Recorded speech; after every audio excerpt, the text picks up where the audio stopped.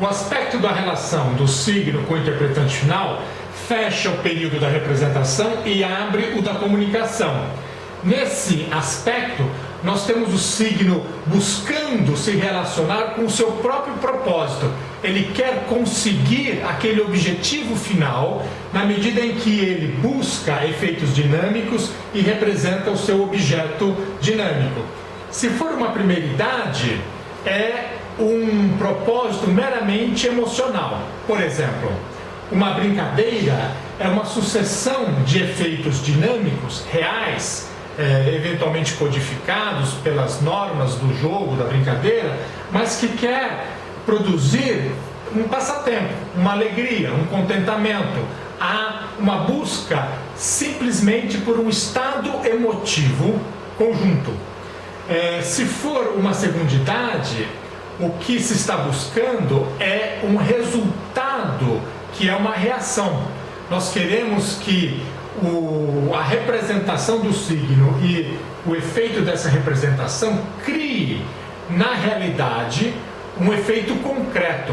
Nós queremos que algo se produza concretamente, efetivamente, na realidade, por meio dos interpretantes dinâmicos. Então, este é o fim, a finalidade da nossa representação e dos efeitos que nós queremos atingir, uma mudança na realidade. E se for uma terceiridade, um hábito, é uma ordem, é um ordenamento, é uma lei que busca retroativamente a controlar esse processo. Se aqui nós temos uma terceiridade, isso significa que nós fechamos um símbolo. Ora, um símbolo é uma codificação, é uma representação codificada.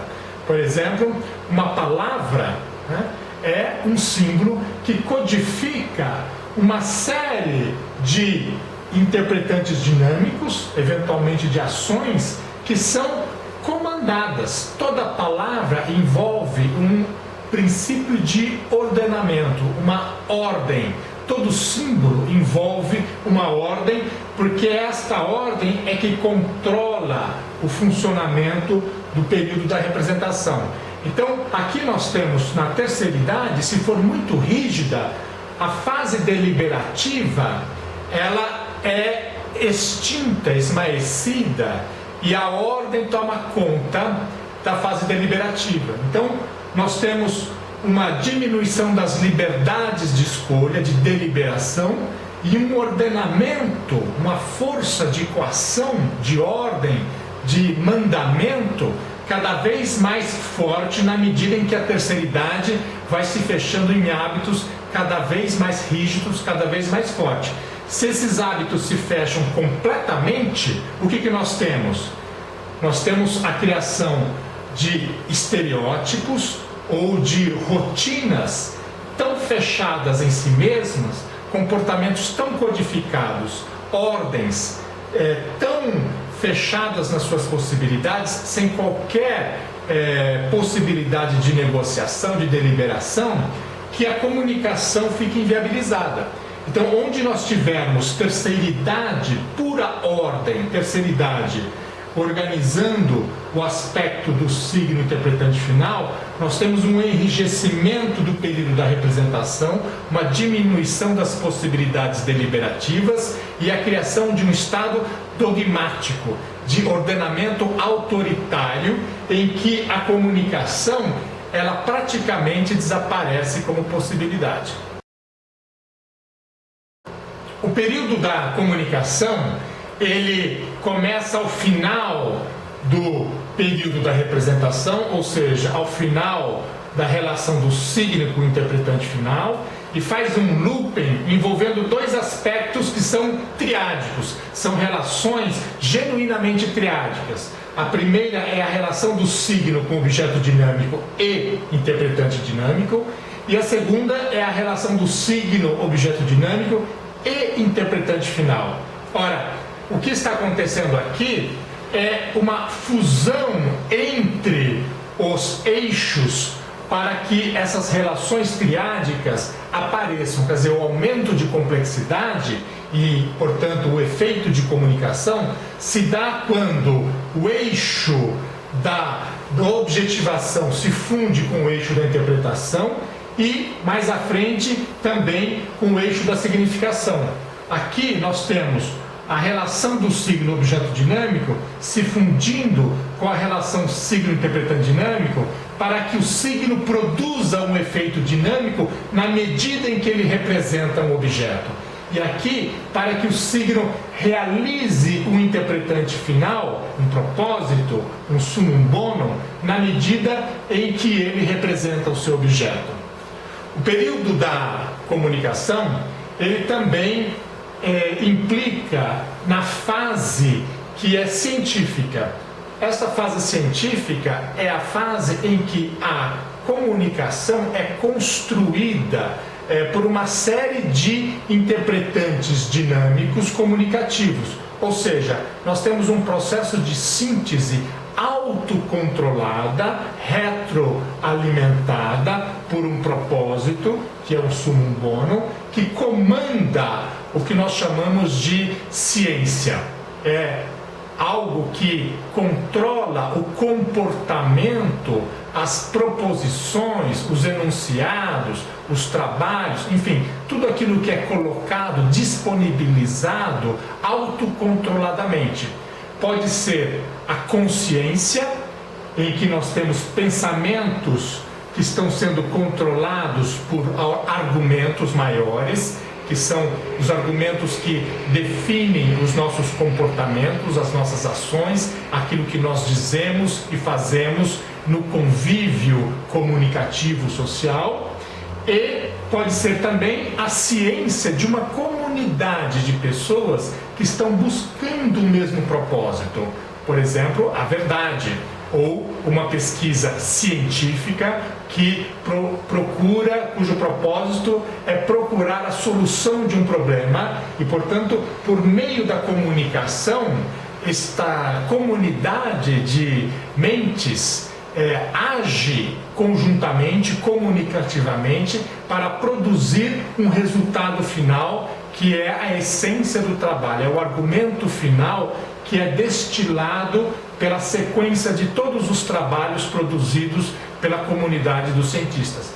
Esta é a fase metodêutica do solenoide da semiose, que tem a ver especificamente com os métodos, a epistemologia da produção do conhecimento por uma comunidade de interpretantes.